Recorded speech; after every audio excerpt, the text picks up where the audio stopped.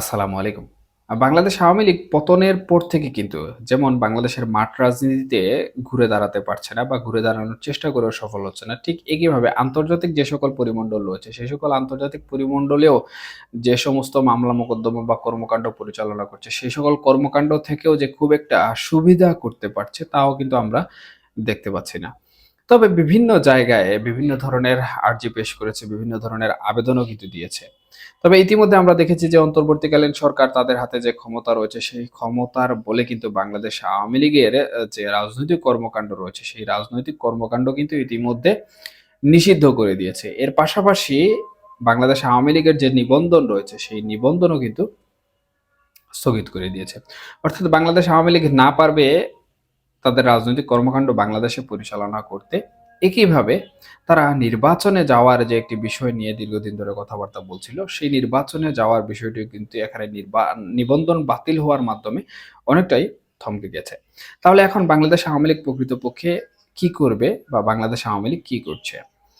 এখন আমি এই বিষয়টি নিয়ে কথা বলব না। আমি মূলত আন্তর্জাতিক আদালতে ভারতীয় আইনজীবী ফোরাম কর্তৃক শেখ হাসিনার বৈধতা প্রসঙ্গে একটি রিট করা হয়েছে। আমি সেই বিষয়ে কথা বলব। তবে এর পূর্বে একটি বিষয় স্পষ্ট করা প্রয়োজন। সেটি হচ্ছে বাংলাদেশ আওয়ামী লীগ যদি বাংলাদেশে পুনরায় রাজনৈতিক মাঠে ফিরতে চায়, তাহলে বাংলাদেশ আওয়ামী লীগের কাছে দুটি জিনিস সবথেকে গুরুত্বপূর্ণ। প্রথমটি হচ্ছে শেখ হাসিনাকে বৈধ প্রধানমন্ত্রী হিসেবে প্রমাণ করা আন্তর্জাতিক পরিমণ্ডলে, এবং আন্তর্জাতিক পরিমণ্ডলে শেখ হাসিনাকে বৈধ প্রমাণ করে, অর্থাৎ বৈধ প্রধানমন্ত্রী হিসাবে এখনো বাংলাদেশের প্রধানমন্ত্রী রয়েছেন উনি, এটি প্রমাণ করে বাংলাদেশে ফিরে আসতে হবে। এবং এটি প্রমাণিত হয়ে গেলে আন্তর্জাতিক পরিমণ্ডল যেমন শেখ হাসিনাকে বাংলাদেশে ক্ষমতায় বসতে সহযোগিতা করবে, ঠিক একইভাবে এই সকল তথ্য প্রমাণাদির ভিত্তিতে বাংলাদেশের জনগণও বুঝতে পারবে যে শেখ হাসিনা প্রকৃতপক্ষে বাংলাদেশের বৈধ প্রধানমন্ত্রী এবং উনার ক্ষমতায় বসতে কোনো সমস্যা নেই। এবং জনগণের যে সকল ক্ষোভ রয়েছে, যে জনগণের যে সকল দাবি দাবা রয়েছে, অর্থাৎ অবাধ ও সুষ্ঠু নির্বাচন, সেই অবাধ ও সুষ্ঠু নির্বাচন যদি উনি ক্ষমতায় বসে দিয়ে দেন, তাহলে আমার মনে হয় বাংলাদেশের জনগণ এই বিষয়টি অ্যাকসেপ্ট করে নিবে।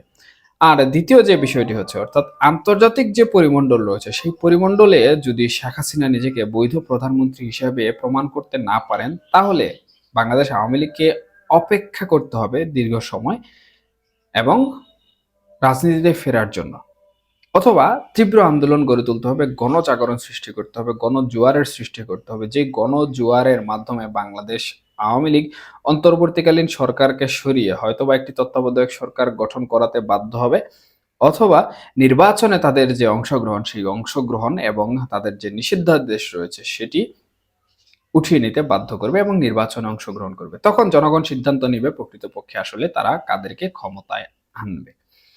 এই হচ্ছে একটি ফর্মুলা। এখন দ্বিতীয় যে ফর্মুলা, সেটি আমি প্রথম পয়েন্টে বলেছি, অর্থাৎ শেখ হাসিনা প্রধানমন্ত্রী হিসাবে এখনো বাংলাদেশের বৈধ বা বাংলাদেশের বৈধ প্রধানমন্ত্রী হিসেবে প্রমাণ করা। এই বিষয়ে ইতিমধ্যে কিন্তু বিভিন্ন গণমাধ্যম, বিভিন্ন অনলাইন পোর্টাল, বিভিন্ন টুইটার অ্যাকাউন্ট, যারা সাধারণত বিদেশি এবং আইনজীবী ফোরামের সাথে জড়িত, অর্থাৎ আওয়ামী লীগের লবিং তদবির করছেন এবং তারা আইনি পরামর্শ দিয়ে থাকেন। আমাদের দেশের ভাষায় বা আমরা যেটিকে স্বাভাবিকতই চিনে থাকি যে কনসালটেন্ট ফার্ম হিসেবে আমরা সবথেকে বেশি বা ব্যাপকভাবে তাদেরকে চিনে থাকি। তারা মূলত যে সকল আর্টিকেল ওয়েবসাইট পরিচালনা করেন, তাদের মধ্যে দ্য ডিপ্লোমেট কিন্তু সবথেকে উপযুক্ত, এবং এই দ্য ডিপ্লোমেট যেটি, এটি আন্তর্জাতিক পরিমণ্ডলে যে সকল আইনি প্রক্রিয়া চলে রাজনৈতিক পরিমণ্ডলগুলোতে, সেগুলো কিন্তু তারা সবসময়ই আপডেট দিতে থাকে এবং সেই আপডেটগুলো অত্যন্ত সূক্ষ্ম হয়। তারা যাচাই বাছাই করে সঠিক তথ্যটি কিন্তু উপস্থাপন করে।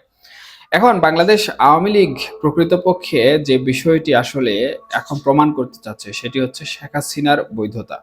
এবং শেখ হাসিনার বৈধ প্রধানমন্ত্রী যে বিষয়টি, এটি যদি প্রমাণ করতে পারে, তাহলে বাংলাদেশ আওয়ামী লীগ জানে যে তারা বাংলাদেশের রাজনীতিতে ফিরে আসতে পারবে। এর জন্য বাংলাদেশের যারা রয়েছেন নেতাকর্মীরা, তারা বিভিন্নভাবে বিভিন্ন ধরনের কথাবার্তা বললেও শেখ হাসিনা এবং শেখ হাসিনার পুত্র সজীব ওয়াজেদ জয়, এই যে কনসালটেন্ট ফার্ম রয়েছে, সেই কনসালটেন্ট ফার্ম কর্তৃক একজন ভারতীয় আইনজীবী দিয়ে কিন্তু আন্তর্জাতিক অপরাধ যে আদালত রয়েছে, সেই অপরাধ আদালতে এখন আবেদন কিংবা আর্জি দাখিল করেননি, সরাসরি রিট করিয়েছেন।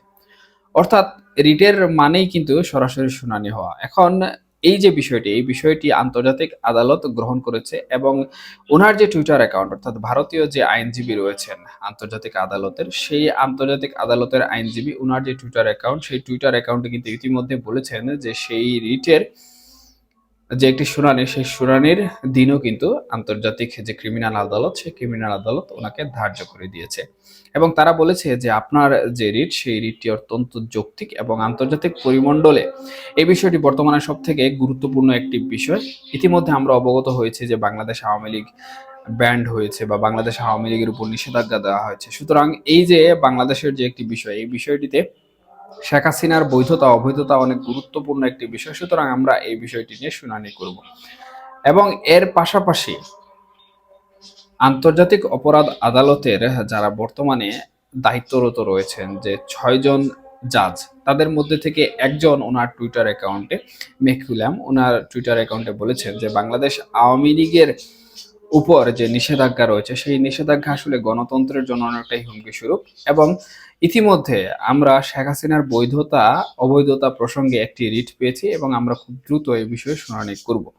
উনি এর বাইরে কিন্তু আর কোনো ধরনের কথাবার্তা বলেননি।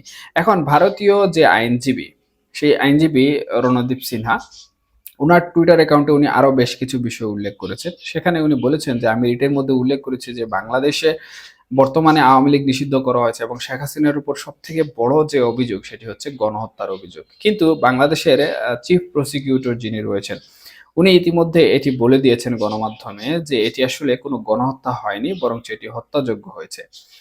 এবং উনি স্পষ্টভাবে এখানে গণহত্যার সংজ্ঞা এবং হত্যাযজ্ঞেরও সংজ্ঞা উল্লেখ করেছেন, উল্লেখ করে বিভিন্ন বিষয়বস্তু বলেছেন। সুতরাং এই যে আইনজীবী, এই আইনজীবী বলেছেন যে প্রকৃতপক্ষে এটি যদি চিফ প্রসিকিউটর বলে থাকেন, তাহলে শেখ হাসিনা যে অপরাধে অভিযুক্ত, সেই অপরাধটি প্রকৃতপক্ষে আসলে স্বচ্ছ নয় এবং এই বিষয়টি অস্বচ্ছ হিসেবে প্রমাণিত হচ্ছে। এই বিষয়টি যদি অস্বচ্ছ হয়ে থাকে, তাহলে জাতিসংঘের প্রতিবেদনও কিন্তু পুনরায় তদন্ত করা দরকার। এবং এই বিষয়ে তিনি আন্তর্জাতিক যে অপরাধ আদালত রয়েছে, সেই অপরাধ আদালতে উনার রিটে কিন্তু উল্লেখ করেছেন এবং বলেছেন যে অতি দ্রুত এই বিষয়টির শুনানি হয়ে যাবে এবং যদি শুনানি হয়, শুনানি হওয়ার পর তারা তাদের যে সিস্টেম রয়েছে, সেই সিস্টেম অনুযায়ী আমাকে জানাবে পরবর্তী নির্দেশনা এবং আমি পরবর্তী নির্দেশনা পেয়ে কিন্তু এগিয়ে যাব।